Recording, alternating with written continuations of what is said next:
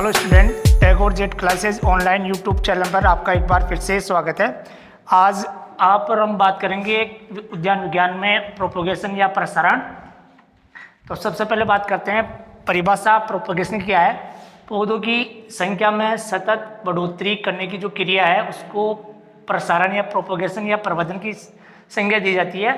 और अगर आप शॉर्ट में इसको देखा जाए तो multiplication of plant species is known as propagation कहा जा सकता है। उसके बाद बात करते हैं प्रोपोगेशन यानी प्रवर्धन की विधियां। फल वृक्षों में कौन कौन सी विधियों द्वारा उनकी जातियों में संख्या में वृद्धि की जाती है। तो सबसे पहले बात करते हैं इनकी विधियां तीन प्रकार की यूज होती है। सबसे पहले है लैंगिक, जिसको आप सेक्सुअल मेथड कह सकते हैं या कह सकते हैं बीज द्वारा जो पौधे तैयार होते हैं वो लैंगिक विधि कहलाती है। दूसरी विधि अलैंगिक एसेक्सुअल मेथड, जिसको वानस्पतिक भागों द्वारा या वानस्पतिक प्रसारण की भी संज्ञा दी जाती है, जिसमें जड़, तना, पत्ती आदि द्वारा नए पौधे को विकसित किया जाता है, उसको कहते हैं अलैंगिक प्रवर्धन। और तीसरी विधि है जो वर्तमान में सबसे ज़्यादा अभी प्रचलित है, उत्तक संवर्धन, जिसको आप टिश्यू कल्चर के नाम से भी जानते हैं। ये बायोटेक्नोलॉजी इस विधि में या बायोटेक्नोलॉजी का सबसे ज़्यादा प्रयोग किया जाता है। तो सबसे पहले बात करते हैं लैंगिक विधि। तो लैंगिक विधि के लाभ और हानि, मेरिट और डिमेरिट या कह सकते हैं एडवांटेज और डिसएडवांटेज क्या क्या है, तो इसको समझने के लिए आपको सबसे पहले इसके लाभ और हानियों को देखना पड़ेगा। तो लैंगिक विधि में बीज द्वारा तैयार किए गए जो पौधे हैं उनको बीजू पौधे की संज्ञा दी गई, यानी सीडलिंग कहते हैं। दूसरी बात करें इस विधि के जो लाभ है, एडवांटेज है, लैंगिक विधि प्रसारण की सबसे सरल विधि भी मानी जाती है। अगर क्वेश्चन पूछा जाए आपसे प्रसारण की किस विधि को सबसे सरल या आसान माना जाता है या सबसे सरल विधि कौन सी है, तो वो विधि है लैंगिक विधि। और इस विधि के जो पौधे हैं वो दीर्घ आयु वाले माने जाते हैं, यानी लंबे समय तक इन विधि से तैयार पौधे विकसित रहते हैं। दूसरी बात करें, दूसरा इसका जो एडवांटेज है, लाभ है, वो है बीज द्वारा प्रवर्धन। जो विधि है वो पौधों में प्रजनन एवं किस्म सुधार हेतु उपयोगी है। ये भी एक महत्वपूर्ण क्वेश्चन बनता है, कई बार क्वेश्चन पूछ लिया जाता है कि प्रवर्धन की कौन सी विधि पौधों में प्रजनन किस्म सुधार हेतु उपयोगी है, तो उसमें ऑप्शन आपको आएगा बीज द्वारा यानी लैंगिक विधि, अलैंगिक विधि, उत्तक संवर्धन और उपयोग सभी भी आ सकता है। तो उसका राइट आंसर आपको पता होना चाहिए लैंगिक विधि। उसके बाद बात करते हैं नींबू, आम और जामुन। ये ऐसे फल वृक्ष है जिनमें एक बहुपूर्णता का गुण पाया जाता है, जिसके कारण बीजू पौधे मातृ वृक्ष के समान गुण वाले होते हैं। ये एक महत्वपूर्ण बिंदु है आपके लिए। तो आपको समझना है कि बहुपूर्णता क्या होता है। एक ही बीज से बहुसंख्या यानी अनेक पौधे तैयार होते हैं, उसको कहते हैं बहुपूर्णता, पोलो एम्ब्रिय जिसको कहते हैं। एक इसमें एक और किस्म पुता है, जैसे पपीता है, फालसा है, मैंगो स्टीव, ये तीन ऐसे फल वृक्ष है। इनमें फल वृक्षों में वानस्पतिक प्रवर्धन की विधि पाई जाती है। वानस्पतिक प्रसारण नहीं होता है क्योंकि इनमें कास्ट नहीं पाई जाती, इसलिए इनमें वानस्पतिक प्रसारण नहीं किया जाता है। और इनमें लैंगिक विधि द्वारा ही, बीज द्वारा ही पौधा तैयार होता है। उसके बाद बात करते हैं डिसएडवांटेज ऑफ सेक्सुअल प्रोपोगेशन, यानी कि अलैंगिक विधि के दोष या हानियां। तो सबसे पहले बात करेंगे बीज द्वारा प्रसारण से जो पौधों में मातृ वृक्ष होता है, मदर प्लांट जिसको आप कह सकते हैं, उनके समान गुण नहीं पाए जाते, जिसको आप कह सकते हैं ट्रू टू टाइप, ये ऐसे गुण नहीं पाए जाते हैं। दूसरी बात करें तो कुछ फल वृक्षों में बीज नहीं बनता, जैसे आपने देखा होगा केला, अंगूर, सहतूत, अनानास, इन्हें बीज द्वारा उगाना संभव नहीं है। तो इनको आप वानस्पतिक विधियों द्वारा भी प्रसारण कर सकते हैं। उसके बाद नंबर दूसरी विधि आती है अलैंगिक या वानस्पतिक प्रसारण। तो आपको पता होना चाहिए अलैंगिक या वानस्पतिक प्रसारण किसे कहते हैं। पौधे के किसी जड़ या पौधे के विभिन्न जड़, तना, पत्ती आदि द्वारा उपयुक्त माध्यम में नए पौधे तैयार करने की जो विधि है वो कहलाती है अलैंगिक या वानस्पतिक प्रसारण। इसकी बात करें तो इसके एडवांटेज, लाभ की बात करें तो इसमें सबसे पहले ट्रू टू टाइप प्लांट, यानी कि जैसा पौधा है उसके मातृ वृक्ष है वैसे ही, यानी मदर प्लांट है वैसे ही उसकी लंबाई, चौड़ाई, आकार में और प्लस फलों के आकार में, फल की गुणवत्ता, उसमें एक समानता पाई जाती है, उसको कहते हैं ट्रू टू टाइप, यानी कि समान गुण वाली या कह सकते हैं हूबहू पौधे की आकृति समान गुण वाले होते हैं, वो ट्रू टाइप प्लांट कहलाता है। और ये आपको यहाँ से भी पूछा जाता है कि हूबहू या ट्रू टाइप जो प्लांट तैयार होते हैं वो कौन सी विधि द्वारा तैयार होता है, अलैंगिक प्रसारण द्वारा। तो इसमें अलैंगिक यानी पौधे के विभिन्न कायिक भागों से, जैसे जड़, तना है, पत्ती आपको दिखाई दिया रहा है, ये ऐसे भाग, भ्रूण, इनसे तैयार किए पौधे जाते हैं, वो अलैंगिक प्रसारण या वानस्पतिक प्रसारण कहलाता है। इसमें इसके लाभ है ट्रू टाइप प्लांट यानी पौधे मातृ वृक्ष के समान गुण वाले पाए जाते हैं। दूसरी बात करें, इन पौधों में फलन शीघ्र होता है, ये भी एक इसका महत्वपूर्ण लाभ है। और एक तीसरा है, ये बीज रहित पौधों का प्रसारण किया जा सकता है इस विधि द्वारा। जिनमें बीज नहीं बनता है उन पौधों का इस विधि द्वारा प्रसारण किया जा सकता है। जैसे केला में बीज नहीं बनता तो इसमें केले में राइजोम या सकर्ष द्वारा प्रवर्धन किया जा सकता है। उसके बाद करते हैं, निम्न गुण वाले पौधों को उच्च गुण वाली श्रेणी में परिवर्तित किया जा सकता है। कई बार पौधे के जो गुण या कह सकते हैं फलों में, जो फल वृक्षों में जो फलों की क्वालिटी है, गुण है, वो काफ़ी कम या निम्न श्रेणी के होते हैं, तो उनको उच्च करने के लिए ये विधि अपने जिससे उन पौधों को इस विधि द्वारा उच्च श्रेणी में परिवर्तित करके उनकी गुणों में वृद्धि की जाती है। उसके बाद बात करते हैं इसके डिसएडवांटेज, हानियाँ या दोष। तो अलैंगिक प्रसारण में विधि द्वारा पौधे में जो प्रजनन किस्म सुधार करना असंभव माना जाता है। ये आपको पता होना चाहिए कि इसमें संभव और अलैंगिक प्रसारण में ये संभव नहीं है। इसके बाद बात करते हैं वानस्पतिक प्रसारण के प्रकार। तो सबसे पहले बात करनी है वेजिटेटिव प्रोपोगेशन में। तो इसको आपको पहले भी आपको परिभाषित कर चुके हैं कि जड़, तना, पत्ती द्वारा नए पौधे तैयार करने की जो विधि है वो वानस्पतिक प्रसारण या अलैंगिक प्रसारण कहलाता है। अब इसके देखिए प्रकार। तो वानस्पतिक प्रसारण के प्रकार है, सबसे पहला है कलम द्वारा यानी कटिंग। तो कटिंग की परिभाषा भी आपको पूछी जा सकती है। जड़, तना, पत्ती पौधों को या पौधे से अलग करके उपयुक्त माध्यम में लगाकर नए पौधे जो तैयार करते हैं या नए पौधे को जन्म देते हैं उसको कहते हैं कलम, कटिंग। उसके बाद कहते हैं कलम के प्रकार। तो कलम के प्रकार को प्रमुख रूप से 3 भागों में बांटा गया है। सबसे पहला भाग है जड़ कलम, जिसको आप कहते हैं रूट कटिंग। अब आपको यहाँ देखना कि इस क्वेश्चन को किस तरह पूछा जा सकता है। जैसे जड़ कलम द्वारा प्रसारण होता है तो उसमें ऑप्शन आपको देखिए सेब है, आड़ू है, लीची है और अमरूद। ये 4 ऐसे फल वृक्ष है जिनमें जड़ द्वारा नए पौधे को तैयार किया जाता है। तो आपको यहाँ एग्जाम्पल को ध्यान में रखते हुए इसकी तैयारी करना है। उसके बाद दूसरा प्रकार इसका पर्ण या पत्ती कलम, जिसको आप लीफ कटिंग कहते हैं। तो यहाँ एक परिभाषा के रूप में एक शब्द है, अंकुरित कलिकाओं को पत्ती भ्रूण कहते हैं। तो कई बार कैसे क्वेश्चन पूछ सकते हैं, अंकुरित कलिकाओं को कहते हैं पत्ती या भ्रूण, या जैसे मान लो उसमें और भी फल या पुष्प इस तरह भी आ सकता है। तो पत्ती द्वारा सबसे प्रमुख जो एग्जाम्पल है ब्रायोफाइलम, जिसको आप कह सकते हैं पत्थर चट्टा, और दूसरा इसका एग्जाम्पल है बिग्नोनिया। ये ऐसे 2 पौधे हैं जिनमें पत्ती या पत्ती कलम द्वारा प्रसारण की विधि अपनाई जाती है। तो इसका ब्रायोफाइलम सबसे ज़्यादा क्वेश्चन पूछा जाता है, कई बार अक्सर पूछ लेते हैं। ब्रायोफाइलम इसका सही आंसर यानी पत्थर चट्टा, जिसको आप कह सकते हैं, क्योंकि इसमें पत्तियों पर काफ़ी मोटी मसाल या अंकुरित कलिकाएँ पाई जाती है, जो उसमें प्रवर्धन का एक कारण है प्रमुख। उसके बाद बात करते हैं तीसरा प्रकार तना कलम, जिसको आप कह सकते हैं स्टेम कटिंग। स्टेम कटिंग की परिभाषा देखिए, तने व शाखाओं से जो कर्तनें तैयार की जाती है या करके लगाने की जो विधि होती है उसको तना कलम कहते हैं। ये मात्र वृक्ष से तैयार 1 वर्ष पुरानी शाखाएं ली जाती है, जिनको 3 या 4 आंखें पाई जाती है। उनको मात्र वृक्ष से अलग करके भूमि में लगाकर तैयार पौधे को तना कलम कहते हैं। उसके बाद बात करते हैं तना कलम को भी 4 भागों में बांटा गया प्रमुख रूप से। सबसे पहले कठोर काष्ठीय कलम, जो सबसे ज़्यादा अंगूर फल वृक्ष में अपनाई जाती है, ये इसके प्रमुख एग्जाम्पल है। उसके बाद दूसरा प्रकार है मध्यम कठोर काष्ठ कलम, ये अनार, अंजीर, लेमन और नाशपाती में अपनाई जाती है प्रसारण की विधि। और तीसरा प्रकार है स्टेम कटिंग का मुलायम या कोमल काष्ठ कलम, ये चमेली और कोलियस, ये दोनों ऐसे पुष्पीय पादप है, और ये पुष्पीय पादपों में मुलायम या कठोर काष्ठ कलम प्रसारण के लिए अपनाई जाती है। उसके बाद अंतिम में चौथा प्रकार है शाकीय या हर्बेसियस कलम या कटिंग, जो तीनों पुष्पीय पौधों में अपनाई जाती है, गुलदाउदी, कार्नेशन और कोलियस। ये भी एक तीनों पुष्पीय पौधे हैं जिनमें शाकीय कलम या हर्बेसियस कलम या कटिंग का प्रयोग करके प्रसारण किया जाता है। तो ये महत्वपूर्ण जानकारी आपको इस प्रसारण की विधियों से दी गई है, इसको आपको तैयार करना है। हाँ, हेलो स्टूडेंट, दूसरे चरण में बात कर रहे हैं अपन दाब कलम की। पहले आपने पढ़ा था वानस्पतिक प्रसारण के प्रकार में कलम दाब, उसके बाद दाब कलम है।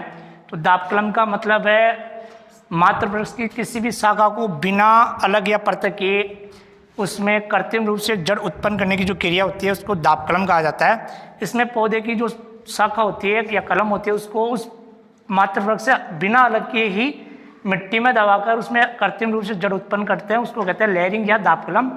उसके बाद बात करते हैं दाब कलम के प्रकार। तो इसके मेन 6 प्रकार भागों में बांटा गया है। सबसे पहले बात करते हैं साधारण दाब। तो साधारण दाब सभी फल वृक्षों में आप अपना सकते हैं जिन पौधों की शाखाएं या मात्र वृक्ष जो शाखाएं नीचे की ओर झुकी होती है उनमें साधारण दाब अपनाया जाता है।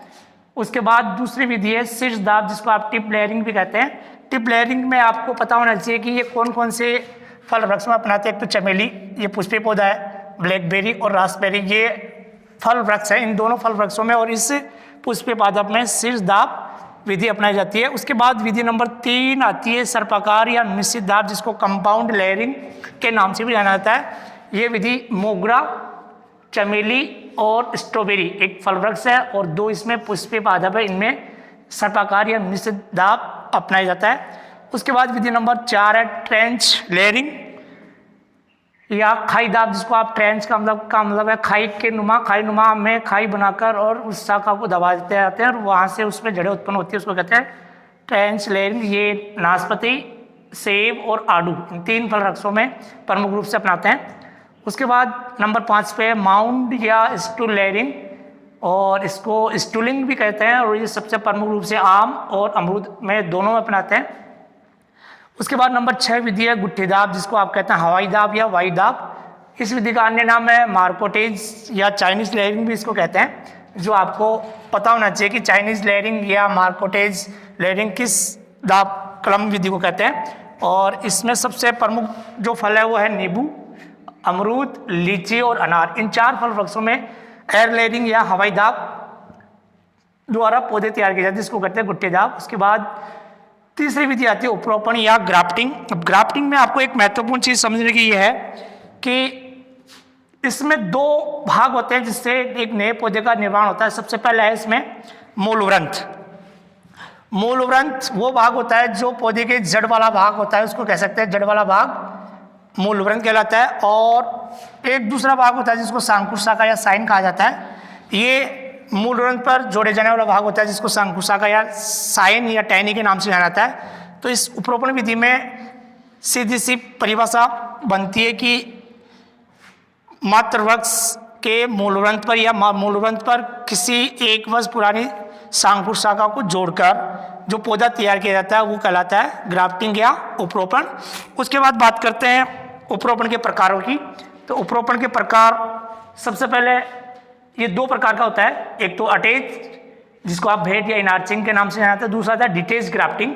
तो अटैच या भेंट कलम या इनार्चिंग से मतलब है यहाँ एक मात्र वृक्ष को दूसरे पौधे की जो शाखा है उसको भेंट की जा रही है, इसलिए इसको भेंट कलम या इनार्चिंग के नाम जाना जाता है। और ये विधि प्रमुख रूप से आम में अपनाई जाती है। ये भी पता होना चाहिए कि इनार्चिंग किस फल वृक्ष में अपनाते हैं, सर्वाधिक आम में अपनाते हैं। उसके बाद अमरूद और लीची और चीकू में ये प्रयोग की जाती है।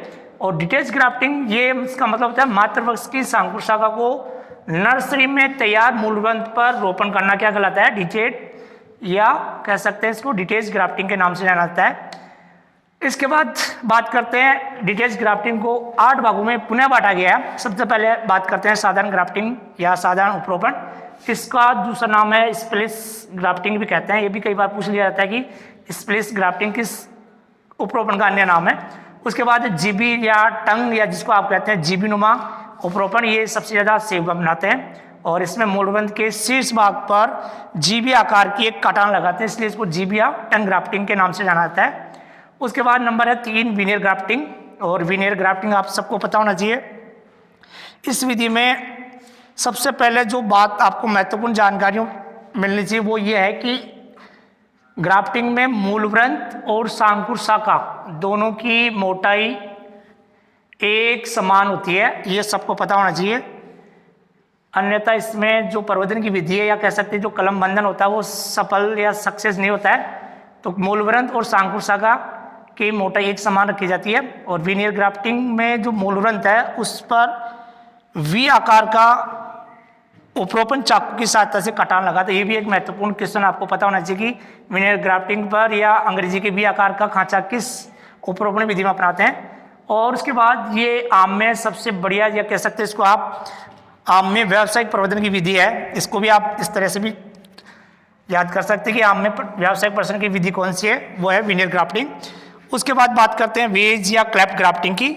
तो इसमें वेज और क्लैप्ड ग्राफ्टिंग में वी आकार का कटान लगाते हैं, लेकिन ये मूलवृंत के शीर्ष भाग पर लगाया जाता है। ये आपको विशेष ध्यान रखना है क्योंकि एक तो वहाँ आपको विनियर ग्राफ्टिंग में बताया वी आकार का कटान वो मूलवृंत के मध्य में लगाते हैं और ये वी आकार का कटान लगाते हैं मूलवृंत के शीर्ष भाग पर। और ये विधि सबसे ज़्यादा अमरूद, सेब और लीची में अपनाई जाती है। इसके बाद बात करते हैं एपिकोटाइल या जिसको कहते हैं स्टोन ग्राफ्टिंग, या कह सकते हैं दूसरा इसको नर्सरी ग्राफ्टिंग भी कहते हैं। ये सर्वाधिक महाराष्ट्र में आम में अपनाई जाती है, और महाराष्ट्र में भी कोकण क्षेत्र इसके लिए सबसे ज़्यादा प्रसिद्ध है। आम में महाराष्ट्र के कोकण क्षेत्र में इपिकोटाइल अभी वर्तमान में काफ़ी प्रयोग की जाने वाली विधि है। उसके बाद नंबर 6 मर्दुकास्ट ग्राफ्टिंग, जिसको सॉफ्टवुड ग्राफ्टिंग के नाम से भी जाना जाता है। ये भी सॉफ्टवुड ग्राफ्टिंग भी सर्वाधिक आम में। उसके बाद सीताफल, चिक्कू, काजू, कटहल आदि फल वृक्ष में अपनाते हैं।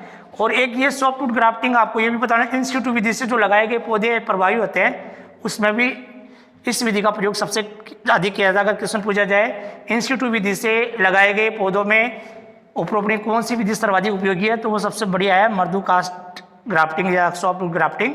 उसके बाद नंबर 7 पे आता है सेतु उपरोपण।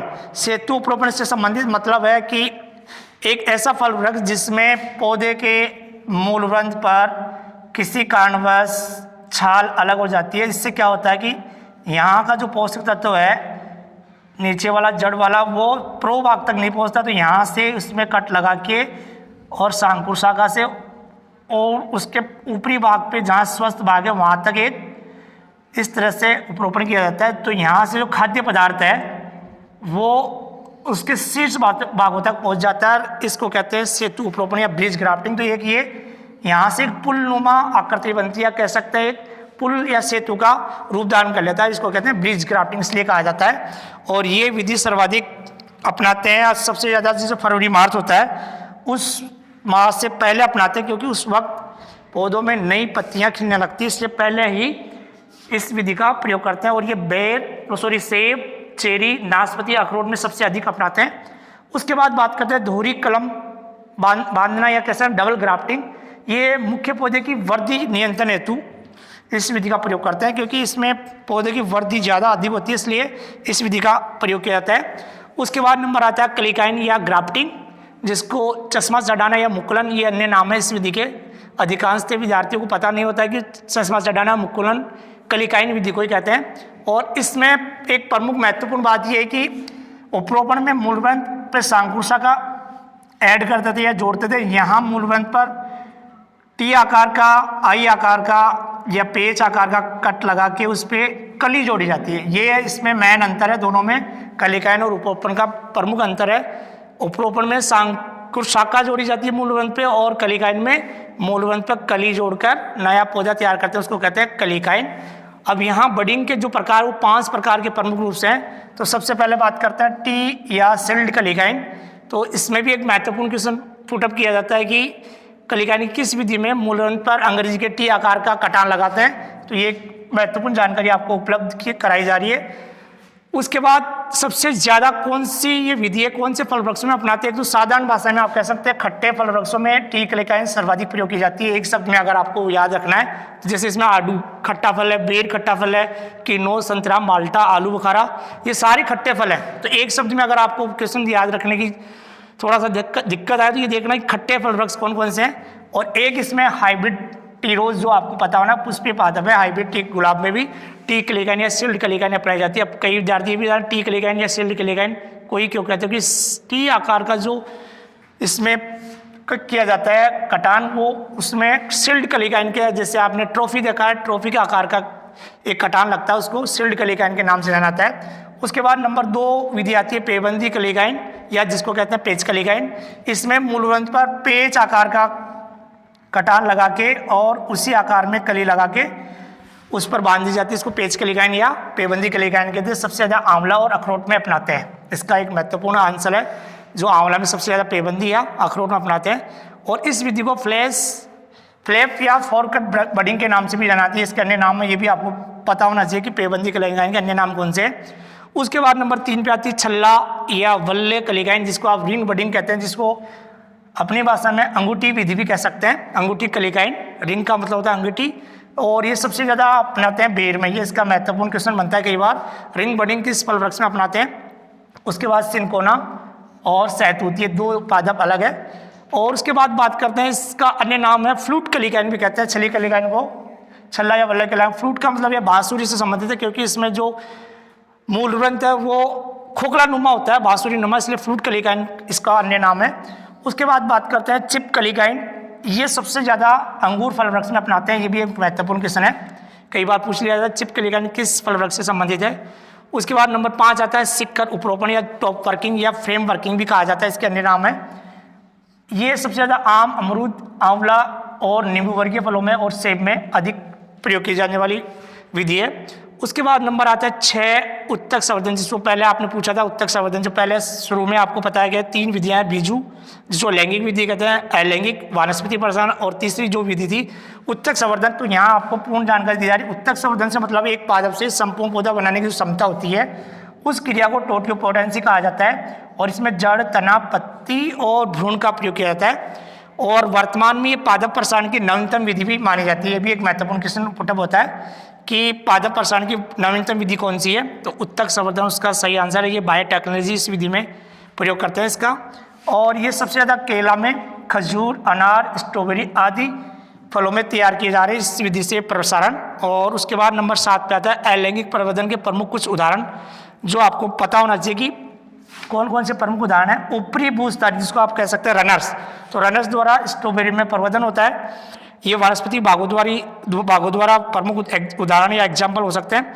उसके बाद दूसरी विधि है अंतःबूझदारी जिसको आप सकर्स कहते हैं। ये भूमि के अंदर पाए जाने वाले सकर्स होते हैं, गांठनुमा संरचना होती है। ये केला, अनानास और बांस में सबसे ज़्यादा प्रयोग किए जाते हैं। यानी इनसे अंतःबूझदारी से अगर केला में प्रवर्धन करना तो उसका एक सकर्स होता है, उसकी वजन कम से कम 12 kg उसको लगाते समय होना चाहिए सकर्स का वजन। उसके बाद विधि नंबर 3 है बूझदारी जिसको आप स्टोलन कहते हैं। ये सबसे ज़्यादा धूप घास जिसको आप साइनोडोन डेक्टालाइन कहते हैं, पुदीना जिसको मिंट कहा जाता है, इन 2 में इसका प्रसारण किया जाता है बूझदारी द्वारा। उसके बाद आता है सलकंद या बल्ब, ये सबसे ज़्यादा प्याज और लिली में अपनाते हैं प्रवर्धन के लिए। उसके बाद घनकंद जिसको आप कॉर्न के नाम से जानते हैं, ये एक तो ग्लेडिलस है पुष्पीय पादप, जो पहले भी आपको बताया कि पुष्पीय पादप फ्लोरिकल्चर में गलकंद का सबसे ज़्यादा जो प्रवर्धन होता है ग्लेडिलस में किया जाता है। और केसर और फिसिया, ये 2 ऐसे पादप हैं जिनमें भी घनकंद या कॉर्न द्वारा प्रवर्धन किया जाता है। उसके बाद नंबर 6 पे कंद जिसको आप ट्यूबर कहते हैं, और कंद द्वारा जो प्रसारण की विधि हो आलू में और दूसरा कैलेडियम में। ये कैलेडियम पुष्पीय पौधा है, आलू सब्जी आपको सबको पता है। नंबर 7 कंदीय जड़ें जिसको आप ट्यूबर रूट्स के नाम से जानते हैं, ये स्वीट पोटैटो या शकरकंद में प्रसारण की विधि है। और नंबर 7 के बाद 8 पे राइजोम, ये सबसे ज़्यादा केला, अदरक और हल्दी, इन 3 में प्रवर्धन की प्रमुख विधि प्रयोग की जाती है। और उसके बाद नंबर 9 पे ऑफशूट जिसको आप कहते हैं अंतःबूझदारी भी कह सकते हैं या तने का खोखला रूप, ये खजूर में प्रयोग करते हैं इस विधि द्वारा। कई बार ये भी क्वेश्चन पूछ लिया जाता है ऑफशूट द्वारा प्रवर्धन किस फल वृक्ष में अपनाते हैं, खजूर में। या खजूर में प्रवर्धन की उपयुक्त विधि है राइजोम, ऑफशूट, स्लिप या फिर घनकंद या कॉर्न भी पूछा जा सकता है। और लास्ट में है स्लिप। स्लिप से मतलब है अनानास। अनानास में शीर्ष भाग पे जो फल के बाद ऊपर जो पत्तियां पाई जाती है, उस पत्तियों पे स्तनुमा एक आकृति पाई जाती है, उसको काट के और उसका प्रवर्धन किया जाता है, दोबारा पौधा तैयार हो, उसको कहते हैं स्लिप। ये अनानास में अपनाई जाती है। और इसमें एक महत्वपूर्ण क्वेश्चन आपको इनके अन्य नाम जैसे चिपकलिकाइन का कई बार पूछा जाता है, और एक टी कलिकाइन का अधिकांश पूछा। टी कलिकाइन में एक क्वेश्चन और आता है, अगर इसको आप उल्टा करते हैं टी को तो आई नुमा, इसको आई कलिकाइन के नाम से भी जाना जाता है। कई बार विद्यार्थी इसको टी या सिल्क ने देख के आई कलिकाइन का उसका आंसर है। ये भी बेर में भी अपनाते हैं, आपको पता होना चाहिए। हाँ, मैंने पहले बता दिया, बेर में प्रवर्धन की सर्वोत्तम विधि या कह सकते हैं व्यावसायिक विधि टी कलिकाइन या सिल्क कलिकाइन है।